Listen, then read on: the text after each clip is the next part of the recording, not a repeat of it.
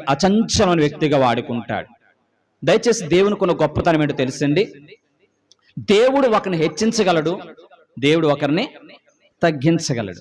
The best example, అందరికీ తెలిసిన example ఏంటంటే, మనకు సూర్యుడు ఉన్నాడు. సూర్యుడుకున్నటువంటి పరిస్థితి ఏంటంటే, ఒకే సూర్యుడు. మనం ఈ చేత్తో గనక ఐస్ క్రీమ్ పెట్టుకున్నాం అనుకోండి, దాన్ని నిమిషాల్లో కరిగించేటువంటి శక్తి సూర్యుడికి ఉంటుంది.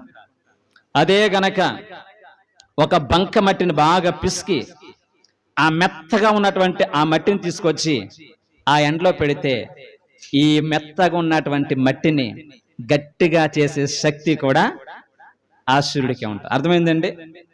ప్రతి ఒక్కరికి అర్థమైంది కదా. అంటే ఒకరిని తగ్గించాలన్నా, ఒకరిని హెచ్చించాలన్నా అది కృపగల దేవునిలోనే ఉంది అనే విషయాన్ని ప్రతి ఒక్కరూ గమనించండి. ఈ రోజున